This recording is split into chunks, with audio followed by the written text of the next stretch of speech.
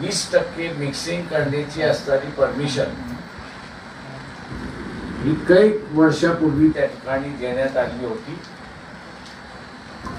परंतु साखरेचं उत्पादन कमी होईल या नावाखाली इथेनॉल हा फक्त काहीच जणांना मॅन्युफॅक्चर करण्यासाठी परमिशन देण्यात आली होती.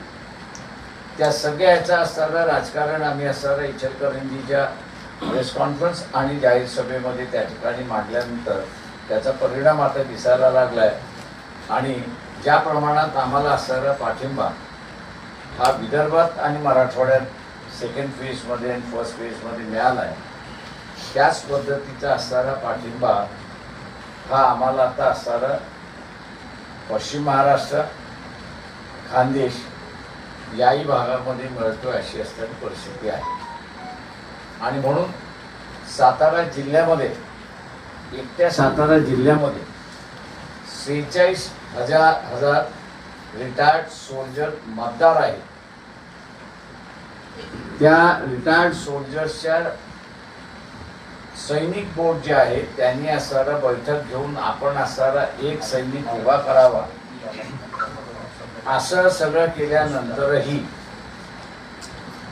त्यांना विचारणा केली की आपण आम्हाला असणारा सपोर्ट करणार का, पक्षावरती उभं करणार का. आम्ही असणारं त्यांना होय म्हणालो आणि रिटायर्ड सोल्जर्सचा असणारा उमेदवार हा आम्ही असणारा साताऱ्यामध्ये उभा केला अशी परिस्थिती आहे. याच्यावरूनच जो वंचित आहे, सर्वच परीने जो वंचित आहे त्याचा आता वंचित बहुजन आघाडी अट्रॅक्ट होते अशी असणारी परिस्थिती आहे. मुंबईमध्ये सुद्धा 2 दिवसांमध्ये आम्ही असणारा आमचे उमेदवार त्या ठिकाणी उभे करणार आहोत. मी असं म्हणेन, काँग्रेस पक्षाने वर्षा गायकवाड यांना असणारं उभं केलेलं आहे.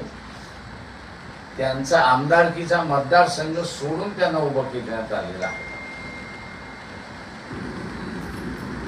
त्याच्यामुळे आम्ही असताना नेहमी म्हणतो की बळीचा बकरा अशी आपली फीज आहे. परंतु वर्षा गायकवाडांच्या संदर्भात आपल्याला म्हणावं लागेल तर बली का बकरी असं असताना त्या ठिकाणी काँग्रेसकडून दिलेलं आहे. त्या मतदारसंघामध्ये माझ्या माहितीप्रमाणे माजी काँग्रेस अध्यक्ष बाई जगताप त्या मतदारसंघामध्ये राहतात. काँग्रेस पक्षामध्ये काय चाललंय याची असणारी कोणालाच कल्पना नाही, माहिती नाही असे एकंदरीत दिसते.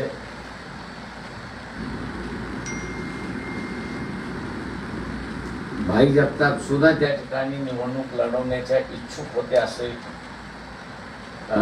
माझी माहिती आहे. परंतु त्यांना डावलून बाहेरून असणारे उमेदवार त्या ठिकाणी आलेले आहेत. काँग्रेसची असणारी ही जी खेळी आहे, या खेळीचा असणारा मी असं म्हणेन की बऱ्याच मोठ्या प्रमाणात असणारा आम्हाला फायदा त्याच्यामधला मिळतो अशी परिस्थिती आहे. ते नांदेडमध्ये सुद्धा चव्हाण हे ग्रस्त म्हणून अतिशय चांगले आहेत, माणुसकीला धरून वागणारे आहेत. परंतु मेडिकली अशा स्थितीत नाही की ते इलेक्शन लढू शकतात. आणि म्हणून आमच्या असणारे पक्षाचे जे उमेदवार आहेत अविनाश भोसेकर यांना बऱ्याच मोठ्या प्रमाणात त्याचा असणारा फायदा मिळाला अशी परिस्थिती. अशा अनेक मतदारसंघ आहेत की मी त्या ठिकाणी दाखवू शकतो. दुसरं जे अजून कोणी ॲनालिसिस केलेलं नाही आणि आता मला ते ओपन करायला हरकत नाही असं मी त्या ठिकाणी म्हणतो, ज्याचा आम्हाला सर्व प्रचंड मोठ्या प्रमाणात बेनिफिट मिळालेला आहे. आणि ते म्हणजे एकनाथ शिंदे वर्सेस उद्धव ठाकरे सेना असे असणारे जे मतदारसंघ आहेत त्या मतदारसंघामध्ये सेक्युलर मतदार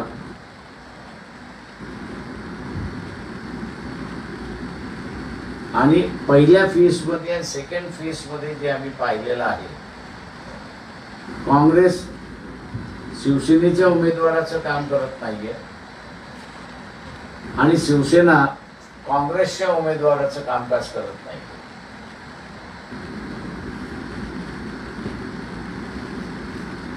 त्याच्यामुळे असणारा वोट ट्रान्सफरचा जो भाग आहे तो ज्या प्रमाणात झाला पाहिजे तो त्या प्रमाणात झालेला नाही आपल्याला असणारं तिथे दिसते. आणि त्याचाही असणारा एक बेनिफिट आम्हाला असताना मिळाला आहे की तो सेक्युलर मतदार जो आहे तो सेक्युलर मतदार असणारा सायलेंटली आमच्याकडे वळला अशी परिस्थिती आहे. इथे तिसरा बेनिफिट जो आहे तो याच्यामध्ये बीजेपी बरोबर 2014ला जो वोटर गेला होता, फर्स्ट टाइम वोटर, किंवा 2012 मध्ये डिझेल पेट्रोलचा असणारा प्राइसेस मनमोहन सिंगने जे वाढवल्या होत्या आणि त्याच्याच बरोबर 2G स्कॅमचा अहवाल आला, 2 लाख कोटी असताना चोरी झाली, लुटल्या गेली अशी आली आणि यंगर जनरेशन जो आहे तो रिॲक्ट झाला. म्हणजे आपल्याला असणारा माहिती जी आहे महागाईची ती चुलीची महागाई ही आपल्याला माहिती आहे, पण या यंगर जनरेशनच्या डिझेल पेट्रोल प्राइसेस वाढल्यामुळे त्याच्या एन्जॉयमेंटला सुद्धा कात्री लागली अशी असणारी परिस्थिती आहे. आणि हा 2014ला पूर्णपणे काँग्रेसच्या विरोधात गेला आणि बीजेपीला त्यांनी प्रचंड मोठ्या प्रमाणात मतदान केलं. त्यांनी 2019ला सुद्धा रिपीट केलं त्याच गोष्टी. पण हा यंगर जनरेशन आयटीचा म्हणजे आयटी टेक्नॉलॉजीचा फारच मोठा सपोर्टर आणि खेळणारा असल्यामुळे त्याला बऱ्याच गोष्टी आता असताना कळायला लागल्यात या सरकारच्या. आणि एक गोष्ट फार मोठ्या प्रमाणात ती असताना रिॲक्ट होत आहे आणि ती म्हणजे की 2014 पासून ते राज्यसभेमध्ये उत्तर देईपर्यंत सरकार स्वतःच ऍडमिट करते की 17 लाख फॅमिलीज यांनी नागरिकत्व सोडलं आणि परदेशी गेलेले आहेत. तो ज्यावेळेस त्याच्या अगोदरच्या कालावधीमध्ये बघतो तर काही हजारामध्ये फक्त गेलेली आहे अशी परिस्थिती आहे. एका बाजूला हिंदू राज्य उभं करण्याचं आणि दुसऱ्या बाजूला नागरिकत्व सोडून जाणारा जो वर्ग आहे तो हिंदू आहे आणि त्याचं इंडियात थोडंसं असताना स्टडी आपण केला तर असं दिसतंय की त्याची minimum holding capacity he 50 crores and above आहे अशी परिस्थिती आहे. त्याच्यामुळे आता जी यंगर जनरेशन मधली असणारी जी चर्चा आहे 1+1 2 किंवा 1+1 3 असं जे करतात ते असणारे हे लिंकअप करतात की ईडीची ऍक्शन, नोटीसची ऍक्शन, याच्यामध्ये या फॅमिलीजला कोहेशन करण्यात आलं होतं का, जे यांच्याकडे सुद्धा वसुलीचा असणाऱ्या नोटिसा गेल्या होत्या का, अशा रीतीची असणारी चर्चा ही यंगर जनरेशनमध्ये मी फिरत असताना मला ऐकायला मिळाली. हा मी असं म्हणतो यंगर जनरेशन मधला सिरियस इश्यू आहे म्हणून पर्सेंटेज जे आहे ते 10 ते 12% त्या ठिकाणी कमी आले अशी परिस्थिती आहे. ते 10 ते 12% कमी येणं हा बीजेपीचा लॉस आहे असं मी त्या ठिकाणी मानतोय. आणि त्याच्यामुळे आम्ही असं म्हणतोय की आम्हाला बेटर चान्सेस आहेत असं आम्ही त्या ठिकाणी मानतोय. त्याच्यामुळे म्हणून मी म्हटलं की 4 जूनला आमचे रिझल्ट बेटर आले तर त्याला वाईट पब्लिसिटी द्यावी एवढीच माझी विनंती. सर तुम्ही इथेनॉलचा विषय बोलताना म्हटला कांदा निर्यात वरून सध्या प्रचंड प्रमाणात सरकारवर टीका होते. गुजरातच्या कांद्याला परमिशन दिली पण राज्यातला जो कांदा आहे तो तसंच करून टाकला, त्यामुळे नाराजी प्रचंड प्रमाणात. आम्ही भाषणामध्ये असताना आणि त्याच्यामध्ये असताना हे म्हणतोय की नरेंद्र मोदी हे देशाचे पंतप्रधान नाही आहे, तर ते गुजरातचे पंतप्रधान. त्याच्यामुळे या ह्याच्यातून लोकांनी असणारा धडा घ्यावा. मी असं म्हणेन की वेस्ट बेंगॉलच्या असेंब्लीच्या इलेक्शन ज्यावेळेस चालल्या होत्या त्यावेळेस सुद्धा ही चर्चा सुरुवात झाली होती आणि त्यावेळेसही हा चार्ज त्या ठिकाणी आला होता की नरेंद्र मोदी हे असणारं देशाकडे बघण्यापेक्षा गुजरातकडे अधिक लक्ष देतात, अशी चर्चा त्या पश्चिम बंगालमध्ये मोठ्या प्रमाणात चालली. ती आता देशभर वाढेल असं मला वाटतं. सर, अजून काही दिवस इलेक्शन राहिलेले आहेत आणि 7 जागा अजून डिक्लेअर झालेल्या नाही महायुतीच्या. कुठे अलबेला आहे महायुतीमध्ये असं वाटतं? मी आपल्याला अगोदर सांगत होतो त्यावेळेस आपण विश्वास ठेवत नव्हता, मलाच ठोकत बसला होता. म्हणजे मी असणारा त्यांच्या जागेतली भांडणं अजून चाललेली आहे. अलबेल आहे महायुतीचं, काय वाटतं सर? बीजेपीचं दबाव तंत्र आहे महायुतीवर पूर्ण.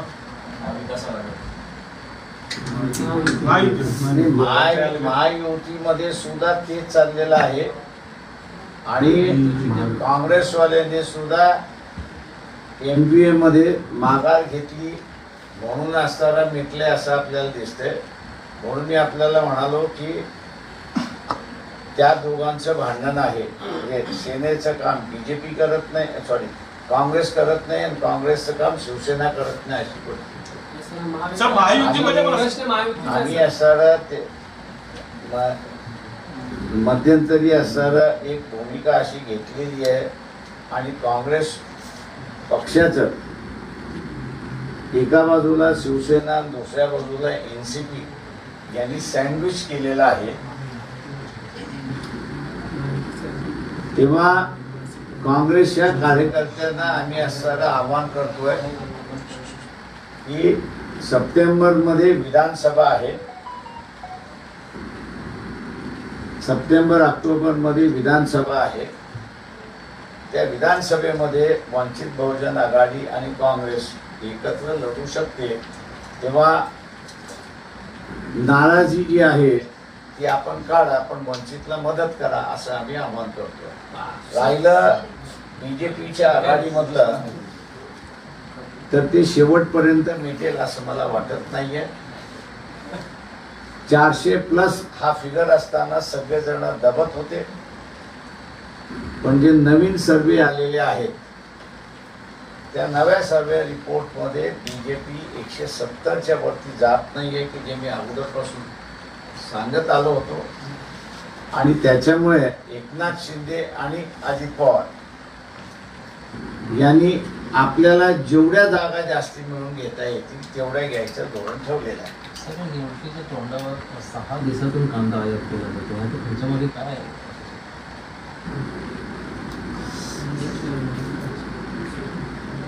मी अजून त्याच्यातला अभ्यास केला नाही, त्याच्यावर मला कॉमेंट करता येईल. सर, एक महत्त्वाचं तुम्ही विधानसभेत निवडणुकीमध्ये आम्ही आणि काँग्रेस एकच येऊ शकतो. विधानसभेमध्ये काही चर्चा झाली आधी का काही आश्वासनं दिली गेली आहेत का? बाकी स्ट्रॅटेजी ठरली होती आधी की या 6 मतदारसंघामध्ये लोकसभेला काँग्रेसला मदत केली जाईल, पण त्या पाठिंबा संदर्भात मी बोलला होता. विधानसभेला मात्र एक वेगळं चित्र. मी असं विधानसभेमधलं मानतोय. फर्स्ट 2 फेज झाल्या, 3री फेज चालू झाली आहे, 4थी फेज चालू होईल, 5वी चालू होईल. काँग्रेस अक्षरशः काँग्रेसचे जे काही कार्यकर्ते ची भेट होत असते त्यावेळेस ते व्यथित आहेत असं स्पष्टपणे त्या ठिकाणी दिसते. आणि त्यांच्या लिडरशिप स्टेट लिडरशिपवरती ते नाराज आहेत अशा रीतीने वक्तव्य खाजगीमध्ये ते करतात. आणि म्हणून असताना आम्ही त्यांना असं म्हणतोय की विधानसभेमध्ये आपण एकत्र बसून लढता येईल, तेव्हा आतापासूनच वंचित बरोबर आपण जुळायला सुरुवात करा अशी आम्ही त्यांना ऑफर दिली. सर, महाविकास आघाडीमध्ये सर, महाविकास आघाडीचा जर घटक असेल काँग्रेस विधानसभेच्या वेळी, तेव्हा मग तुमचं गणित का असेल? ते म्हणून म्हटलं ना, आता काही ते राहील असं मला दिसत नाहीये. ज्या पद्धतीने असणारा वक्तव्य शिवसेनेकडून आणि काँग्रेस दोघांकडून झालेला आहे, लोकसभेच्या तोंडावरती आपण वेगळी भूमिका घ्यावी आणि ती आपल्याला देशभर अडचणीत होईल, त्याच्यामुळे ते कॅरी ऑन करतात. पण विधानसभेमध्ये वेगळं होतील असं माझं म्हणणं आहे. तुम्ही असं म्हणता का लोकसभेनंतर महाविकास आघाडीमध्ये फूट पडेल? तिघही वेगवेगळे लढतील एवढं मी आपल्याला सांगतो. सर, दुसरीकडे महायुती जर तुम्ही शिवसेनेसोबत पुन्हा पॅचअप करणार का तुम्ही? पॉलिटिकली माझ्या अंदाजानं जे आहे ते आत्ता आपल्याला काही सांगता येत नाही, रूल आउटही करता येत नाही. आम्ही आत्ता असताना फक्त जे काँग्रेसचे जिल्हा स्तरावरचे जे नेते आहेत आणि ते भेटतात आहेत आणि ते जे म्हणतात आहे त्यांना आम्ही असणारं हे सांगतोय की विधानसभेमध्ये आपण एकत्र येऊन लढू शकतो. सर, जी परिस्थिती महाविकास आघाडीमध्ये आहे तीच परिस्थिती महायुतीत पाहायला मिळते. जागा वाटपांचं सूत्र आता फॉर्म भरणं चालू झालेलं आहे, तरी नाशिकचा तिढा सुटत नाही. 7 जागांचा तिढा सुटला नाही. 7 जागांचा तिढा सुटत नाही. म्हणजे काय सांगाल महायुतीत? पूर्वी कसं होतं की 400+ त्याच्यामुळे सगळे दबून होते. आता जसे नवीन सर्वे आलेले आहेत त्या नव्या सर्वेप्रमाणे बीजेपी कुठल्याही परिस्थितीमध्ये 200 पार करत नाही अशी असणारी परिस्थिती. त्याच्यामुळे त्या इंग्रजी फेसप्रमाणे पाऊंड ऑफ फ्लेश हे आपल्याला मिळालं पाहिजे या हेतूने एकनाथ शिंदे शिवसेना आणि अजित पवार NCP हे त्यांच्याकडे सीट्स मागतात आहेत आणि शिवसेना अशी BJP अशी बघतंय की त्यांच्याकडून त्या सीट्स आम्ही काढून घेणार.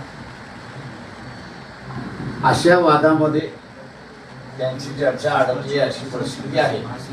सध्या आचारसंहिता सुरू आहे आणि म्हटलं की तरी सरकार ज्या पद्धतीने निर्णय घेते, कांद्याच्या बाबतीत नुकताच निर्णय घेतला आहे. 99,150 मेट्रिक टन कांदा निर्यातीस परवानगी दिली आहे.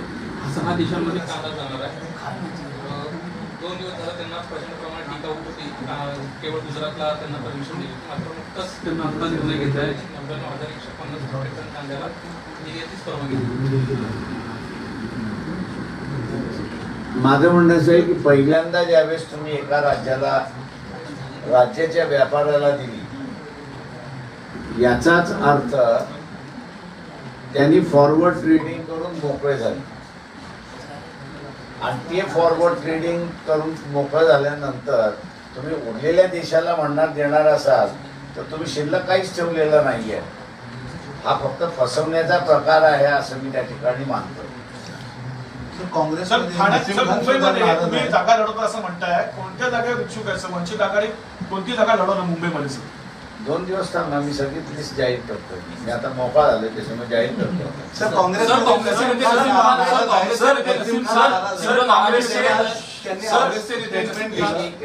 काँग्रेसचे नेते नसीम खान नाराज आहे. त्यांनी आता स्टेटमेंट दिलं की अल्पसंख्याकमध्ये कोणालाही काँग्रेसने तिकीट दिले, त्याचा फायदा कुठेतरी होईल वंचित आघाडी. त्याने राजस्थानमध्ये दिला नाही आहे, म्हणजे माझ्या माहितीप्रमाणे राजस्थानमध्ये दिलेलं नाही, उत्तर प्रदेशमध्ये दिलेलं नाही, महाराष्ट्रामध्ये दिलेलं नाही.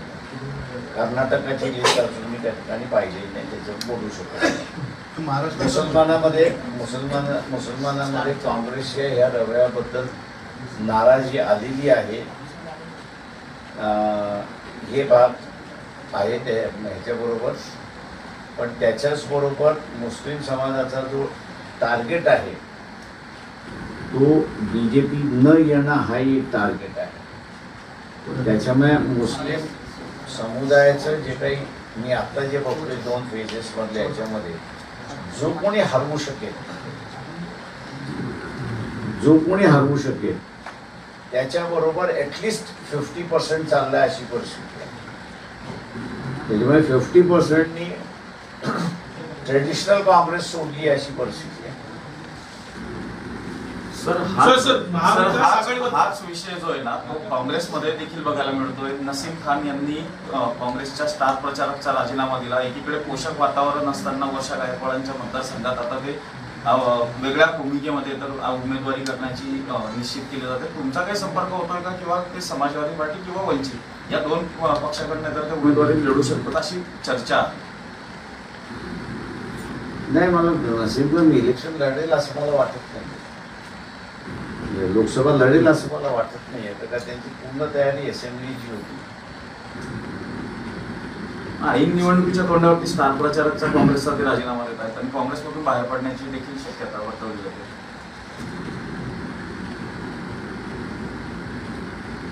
बरेच काँग्रेसमधले आहेत लोक जे बाहेर पडण्याच्या मार्गावरती आहेत. पण ते उंबरठा ओलांडतील का आम्हाला जरा जसं तुम्ही महाविकास आघाडीबद्दल सांगितलेलं आहे की लोकसभेनंतर महाविकास आघाडी राहणार नाही, तसं महायुतीचं काही भाषित आहे का? ज्या प्रकारे तुम्ही सांगताय लोकसभेत जागा कमी येणार आहे. कसं आहे की मी जर मोदी निवडूनच आले नाही, त्यांचं सरकार निवडून आलं नाही असं मला म्हणायचं, तर आता जे बांधून ठेवलेलं आहे इन्क्वायरीच्या नावाखाली ती बंदिस्त संपते. त्याच्यामुळे ती बंदिस्त संपल्यामुळे प्रत्येक जण आपापलं अस्तित्व दाखवायला सुरुवात करेल आणि तिथेही कदाचित बीजेपी सेंट्रलमध्ये गव्हर्नमेंट फॉर्म झालं नाही तर एकनाथ शिंदे आणि अजित पवार हे वेगळे निवडणुका लढतील. सर उत्तर मध्य मुंबईमधून वर्षा गायकवाड यांना तिकीट दिलेलं आहे. धम्मभगिनी म्हणून तुम्ही त्यांना सपोर्ट कराल का? राजकारणामधलं असलं काहीच नसतं, पार्टी म्हणून नसतं. सर हिंदी में सवाल है. दो फेज के झाला आहे अकोल्यामधून. आता काळामधल्या महाराष्ट्रातल्या वेगवेगळ्या ठिकाणी तुमच्या सभा पाहायला मिळणार आहेत का? हो, मी आता माझ्या 1 तारखेपासून माझा दौराच सगळ्या मतदारसंघात. सर सांगलीमध्ये विशाल पाटील यांना आपण पाठिंबा देणार अशी चर्चा होती. जे अजून सांगलीच्या युनिटने आम्हाला अजून तसं काही इंडिकेशन कळवलेलं नाही. त्यांनी इंडिकेशन आम्हाला दिलं, आम्ही त्यांच्याबरोबर बसून फायनल निर्णय घेऊ. समान नागरिक कायदा लागू करण्यासंदर्भामध्ये पुन्हा एकदा अमित शहांना पुनरुच्चार केले.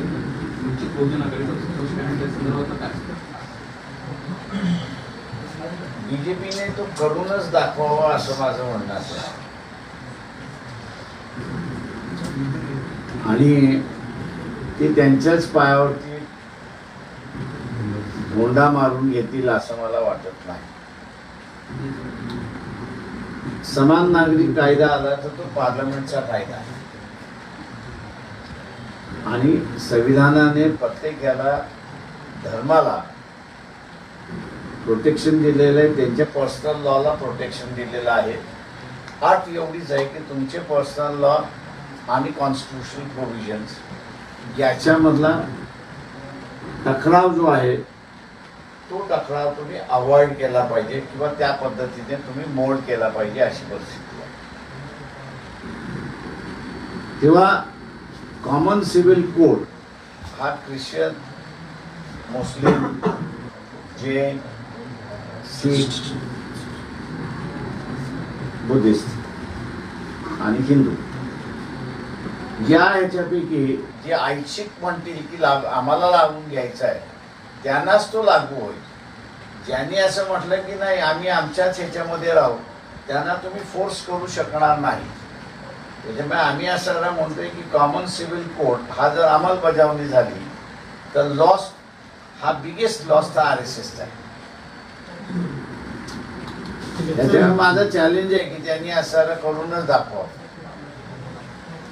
दुसरं प्रश्न आहे, रत्नागिरी सिंधुदुर्गामध्ये हे दोन्ही बीजेपी आणि शिवसेनेमध्ये खालच्या पातळीवर एकमेकावर टीका केली जाते, कशा बघतात?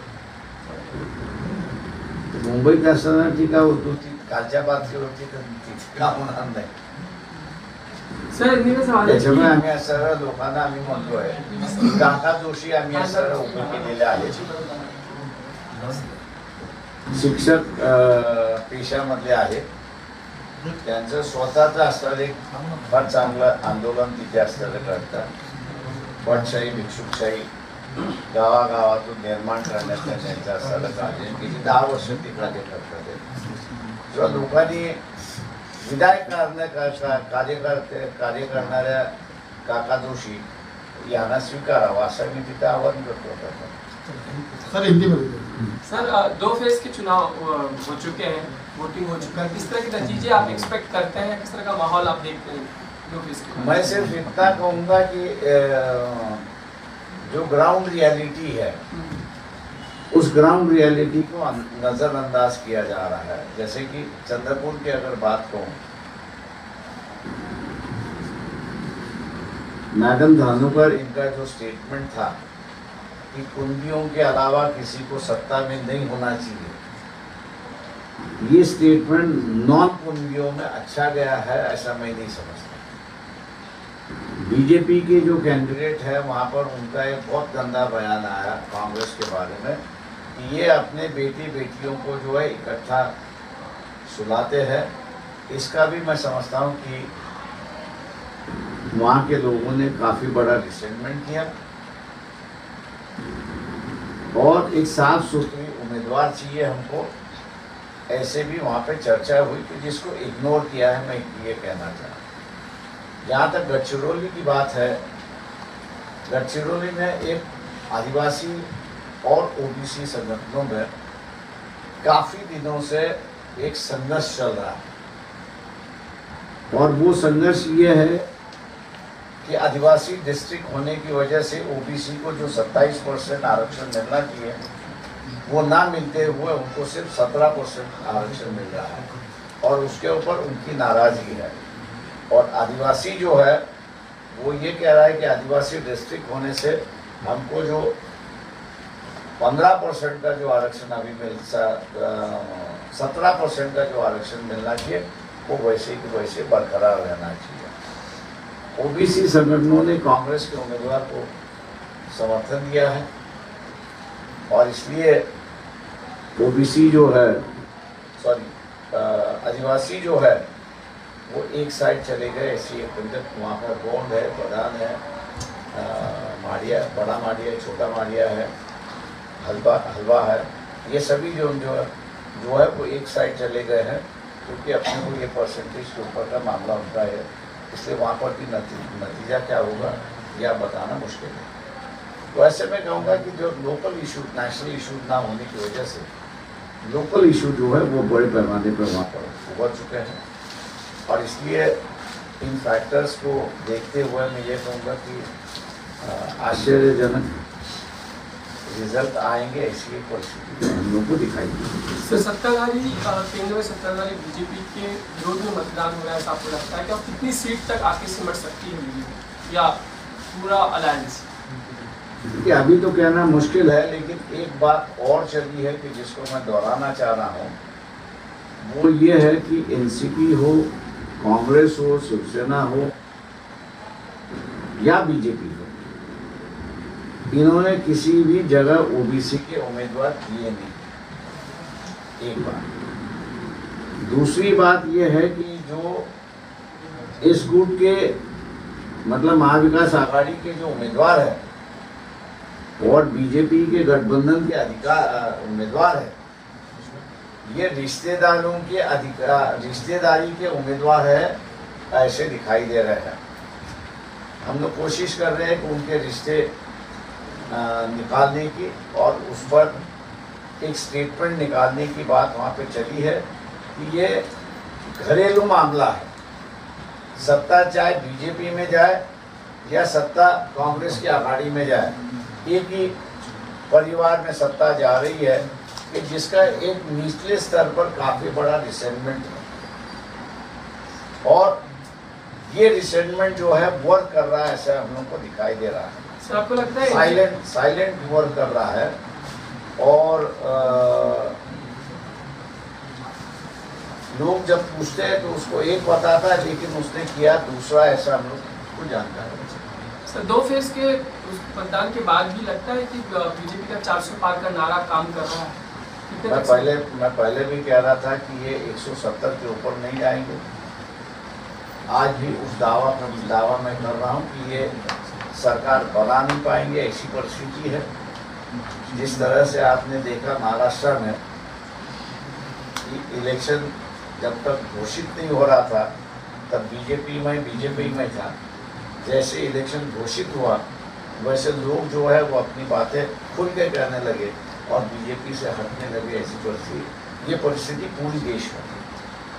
सर दूसरा ये नहीं, एक मिनट, दूसरा सवाल ये है कि मुंबई में अभी भी महायुति, जहाँ बीजेपी और शिवसेना और एनसीपी की हम बात करते हैं, सीट डिक्लेयर नहीं कर पा रहे हैं, असमंजस की स्थिति है। वही हाल नासिक में, वही हाल पालघर और ठाणे में नजर आता है। क्या इसका कहीं ना कहीं नुकसान हो सकता है महायुति? ठीक है, नुकसान तो हो चुका है क्योंकि ये बैठने के साथ में जाने के लिए तैयार नहीं है। मैंने जैसे कहा कि जब तक 400 या सरकार बनाएंगे ऐसी बात जब होगी तब तक एकनाथ शिंदे हो या अजित पवार दोनों दबे हुए थे। लेकिन जैसे न्यूज़ आना शुरुआत हुई कि बीजेपी 200 भी नहीं पार करेगी, ऐसी न्यूज़ आना शुरुआत हुई, वहाँ से आप देखोगे कि एकनाथ शिंदे और अजित पवार दोनों जो है वो अपने बराबर के हिस्सा मांगने में जुटे हुए हैं और वो अभी तक हिलने के लिए तैयार नहीं। और बीजेपी को कोई दबाव काम नहीं कर रहा है, ऐसी परिस्थिति है। सर, उद्धव ठाकरे के वचन पत्र में वीर सावरकर को भारत रत्न देने पर कोई भी मुद्दा लिखा नहीं गया है। क्या उद्धव ठाकरे सावरकर के मुद्दे को भूल गए? आप उनसे पूछेंगे तो अच्छा है। ये आपकी क्या है? मुझे कोई राय नहीं है। लेकिन सर सवाल इससे जुड़ा इसलिए भी क्योंकि जिस तरीके से हिंदुत्ववादी पार्टी हमेशा, कम्युनिस्ट शिवसेना भी वीर सावरकर को लेकर हमेशा आग्रही रही है कि हाँ ये भारत रत्न मिलना चाहिए। बीजेपी भी हमेशा दबाव बनाती है कि आप केंद्र में हैं, आप दे दीजिए। तो ये जो पॉलिटिक्स है भारत रत्न को लेकर, वीर सावरकर को लेकर, उस पर क्या कहना है? देखिए, इनके पास कोई हीरो है ही नहीं। आझादी की लढाई। देशात घडणाऱ्या महत्त्वाच्या बातम्यांसाठी भारताचे लोक या यूट्यूब चॅनलला सबस्क्राईब करा. जास्तीत जास्त लोकांपर्यंत या बातम्या शेअर करा. धन्यवाद.